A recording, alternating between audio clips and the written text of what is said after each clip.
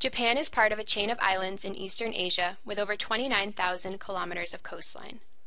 Due to its location on several fault lines, the country experiences approximately 1,500 seismic occurrences annually, which can range from small tremors to massive earthquakes.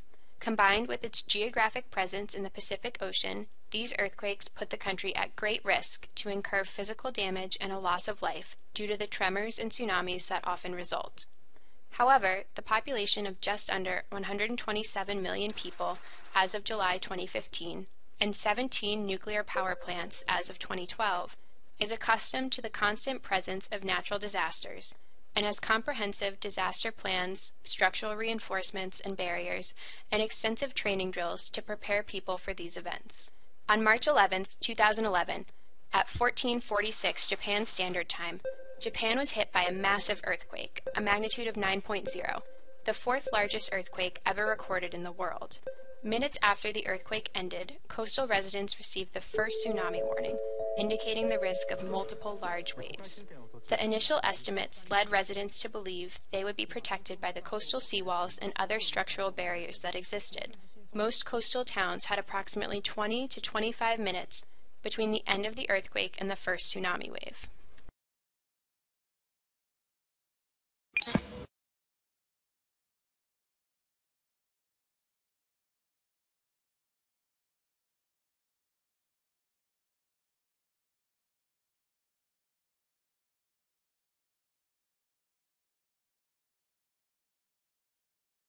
A nuclear power plant cannot simply be turned off. Inside the core of a nuclear reactor are thousands of long, thin fuel rods made of zirconium alloy that contain uranium. When a reactor is turned on, the uranium nuclei undergo nuclear fission, splitting into lighter nuclei and producing heat and neutrons. The neutrons can create a self-sustaining chain reaction by causing nearby uranium nuclei to split too. Fresh water flows around the fuel rods, keeping the fuel rods from overheating and also producing steam for a turbine.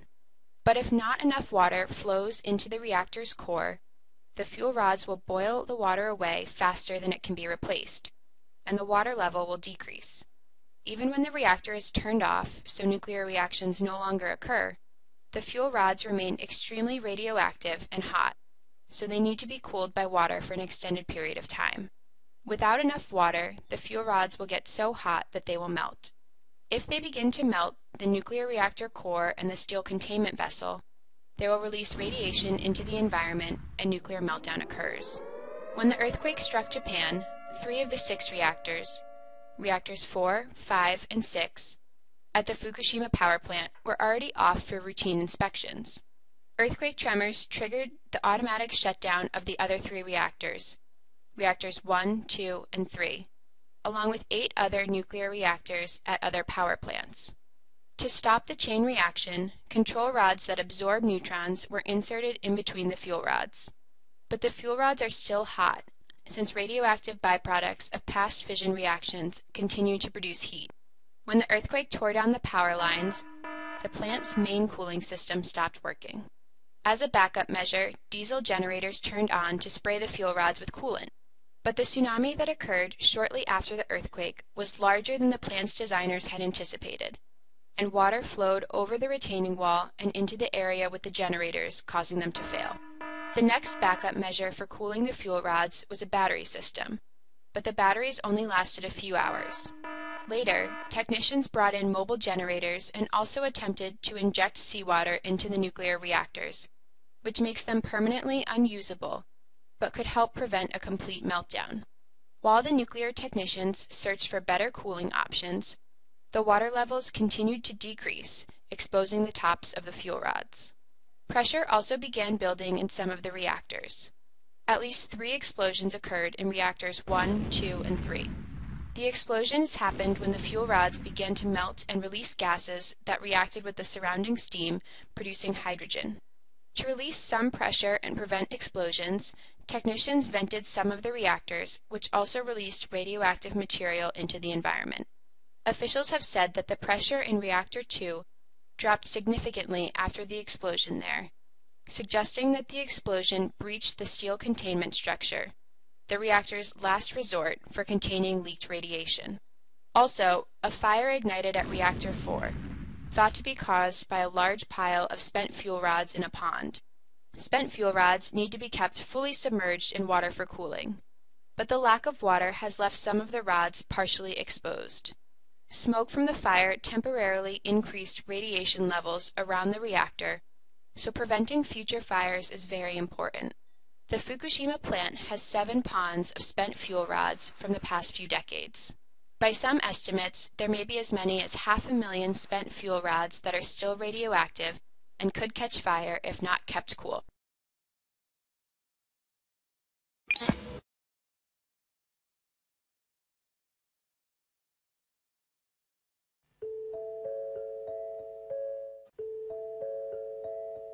Japanese towns often have extensive loudspeaker systems and sirens to alert citizens to an impending disaster.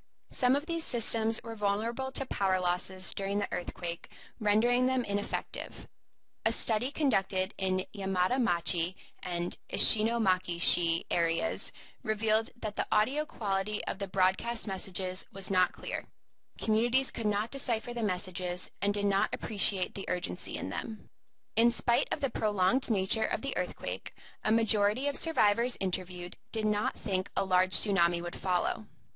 While most heard the warning by loudspeaker, many received information over the radio, from the internet, or from their family or neighbors. Over a third of the people in some coastal regions used cars to evacuate. There is wide variation in mortality across the coast that can be explained by a combination of factors. In some communities, the V-shaped coastal bays channeled the tsunami wave deep inland and amplified its height. Some neighborhoods, like Sumobama, that regularly practiced drills managed to evacuate all residents. In Kamashi, almost all 2,900 elementary and junior high students survived, likely due to a comprehensive disaster education program that began in 2005. This program extensively taught the concept of tsunami tendenko, an old tradition that implored people to run for your life to the top of the hill and never mind others or even your family when the tsunami comes. Tendenko literally translates as go separately and is an idea that has been prominent throughout the Sanriku region for several generations. In contrast, in Okawa, where the primary school had never conducted evacuation drills and had no tsunami contingency plans, 74 of 108 children and 10 teachers lost their lives. The scale of the disaster escalated further when it became clear that the tsunami had resulted in total power failure at the Fukushima Daiichi plant and its safety mechanisms would quickly fail.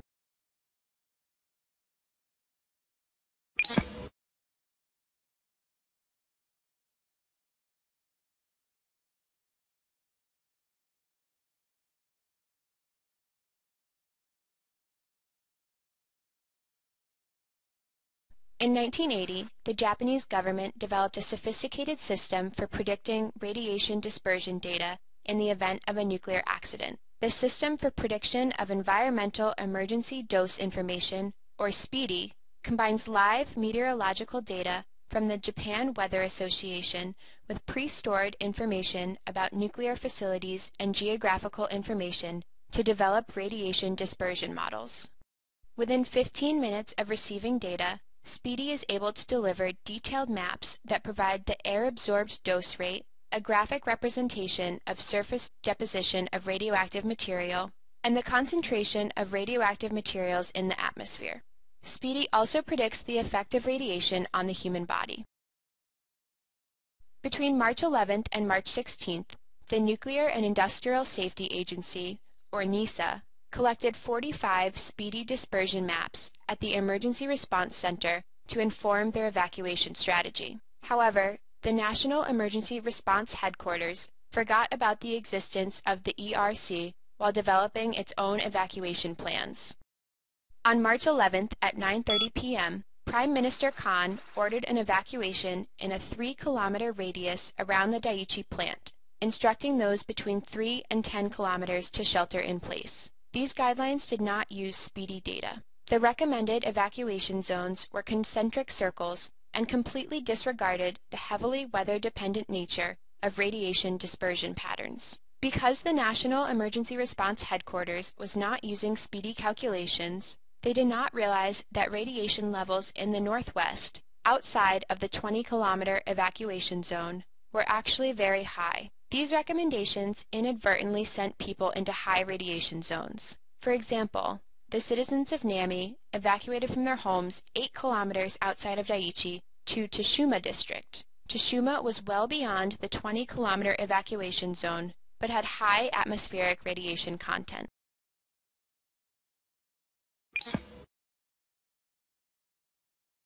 In all major emergencies, humanitarian responders are trained to prioritize the provision of aid to the most vulnerable populations first, with special considerations for their unique needs. In the case of the triple disaster, there was a disproportionately elderly population in the areas directly affected by the explosions and subsequent radiation leaks at the nuclear power plant.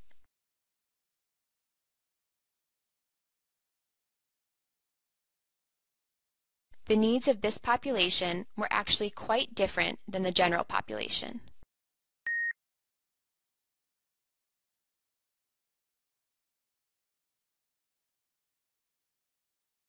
It is important to consider how the elderly population of Fukushima Prefecture might have been better served if preparedness planners and first responders had more time to weigh the long-term outcomes of applying the same emergency shelter and evacuation protocols to the entire population, rather than tailoring their actions and directives to the needs of those who are most vulnerable.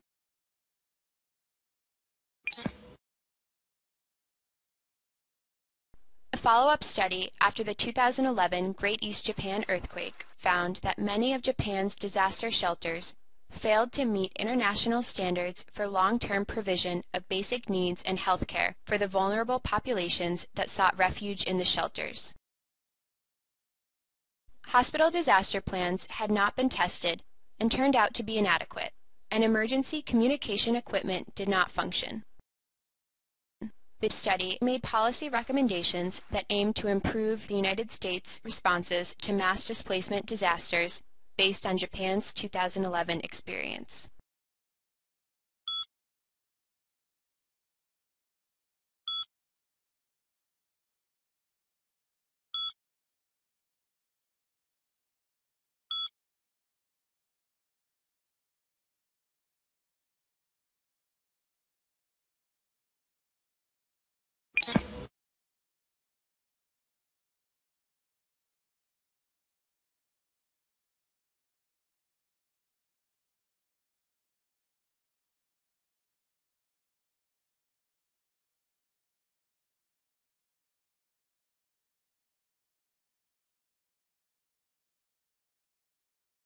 On March 15th at 11 o'clock, the Prime Minister released this statement to the public.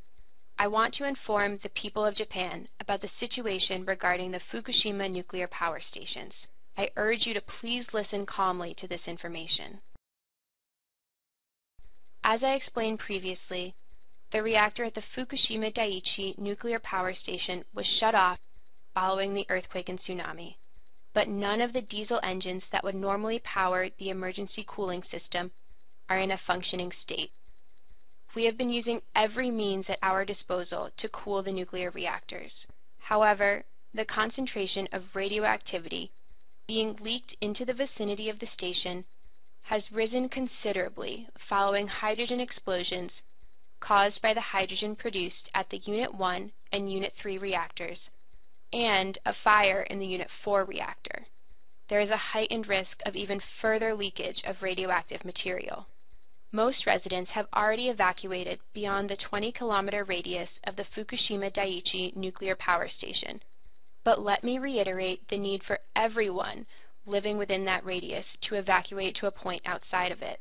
Moreover, in view of the developing situation, those who are outside the 20-kilometer radius but still within a 30-kilometer radius should remain indoors in their house, office, or other structure and not go outside.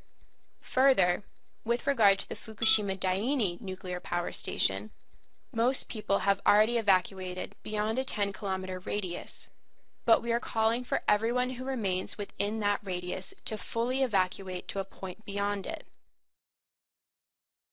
At present, we are doing everything possible to prevent further explosions or leakage of radioactive material. At this moment, Tokyo Electric Power Company workers in particular are taking great personal risks in their tireless efforts to supply water to the reactor. I realize that people in Japan are greatly concerned about the situation, but I sincerely urge everyone to act in a calm manner, bearing in mind the tremendous efforts underway to prevent further radiation leaks. This concludes my request to the people of Japan at this moment.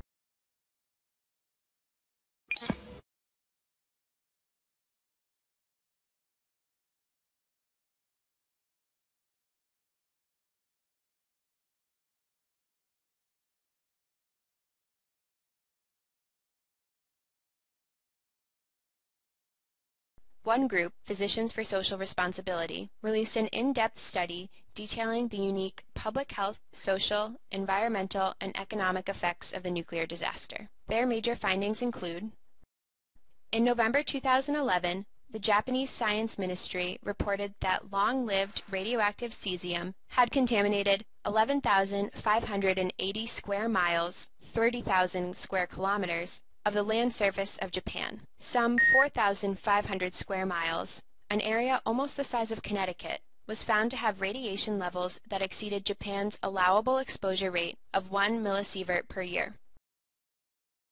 About a month after the disaster, on April 19, 2011, Japan chose to increase its official safe radiation exposure levels from 1 millisievert to 20 millisieverts per year, 20 times higher than the U.S. exposure limit.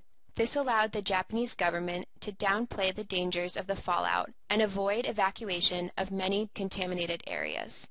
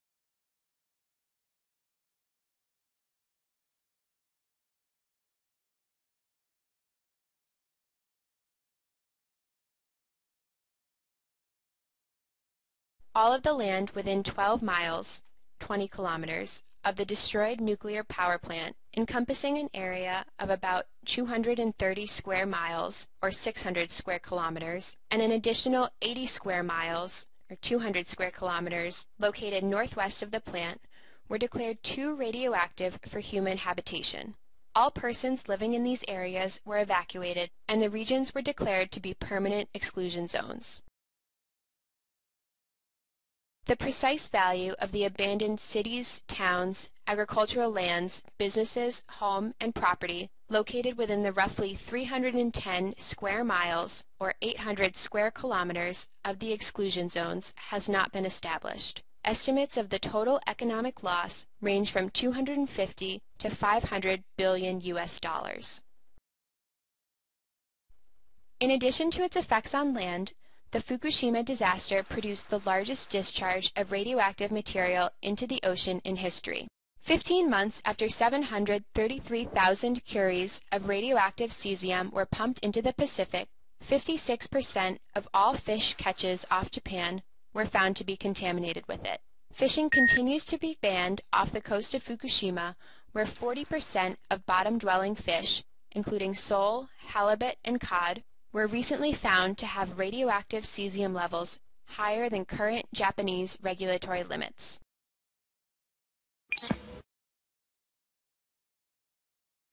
After Daiichi, several countries revised their plans for expansion of nuclear power and undertook a review of their safety protocols.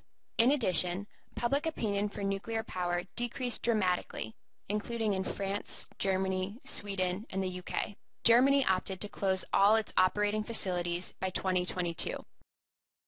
A 2011 study conducted by HSBC Bank notes the following global changes as a result of the accident.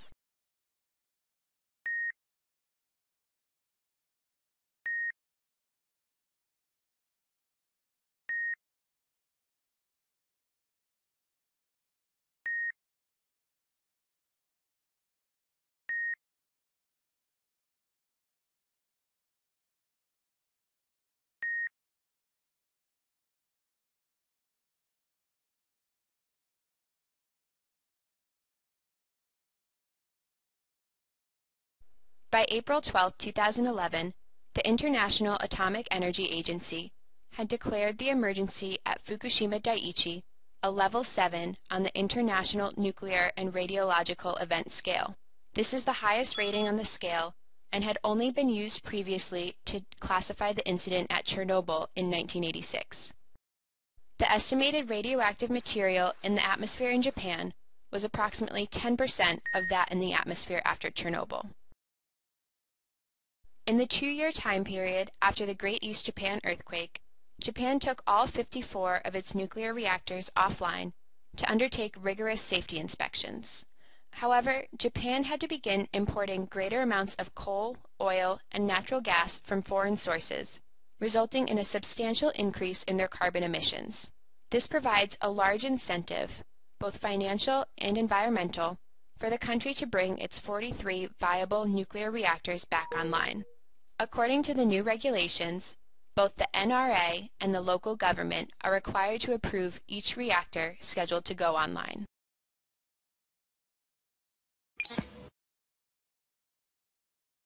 To some, the Fukushima disaster may be an isolated incident, but to those in the humanitarian and public health community, it is a key example of the hazards associated with high-risk technologies like nuclear power.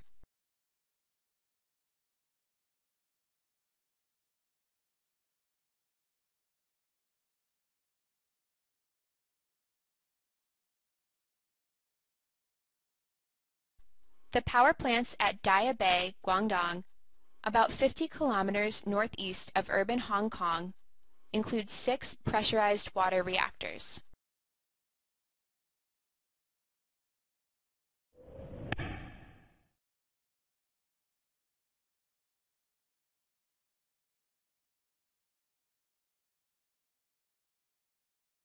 In 1994, the Daya Bay Contingency Plan was first issued to deal with the emergency measures to be taken in Hong Kong in the event of a nuclear emergency at Guangdong Nuclear Power Station and Linggao Nuclear Power Station.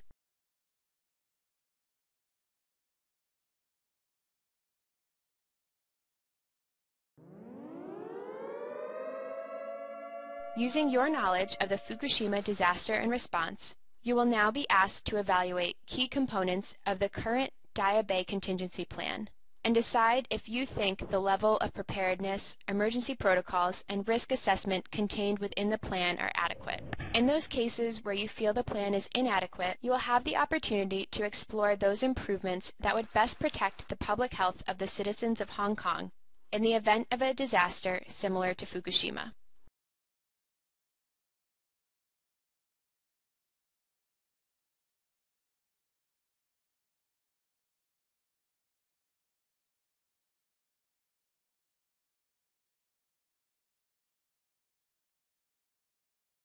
For the purpose of this exercise, you have been hired as an independent disaster preparedness expert to evaluate the current level of safety and nuclear disaster contingency plans for citizens of Hong Kong.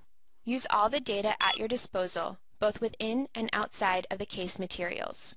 Your findings are independent, so you are not constrained by anything other than a responsibility to safeguard the safety and well-being of the citizens of Greater Hong Kong. Your mandate is to focus on the worst case associated with the Daya Bay nuclear power plant and its potential impact on Hong Kong and its most vulnerable communities.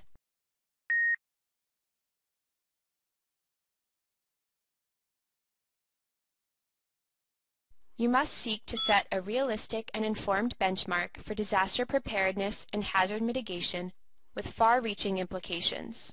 Your work will be replicated and adopted by the thousands of communities who could be affected by the over a dozen nuclear power plants scheduled to be built or expanded on the Chinese coast over the next decade.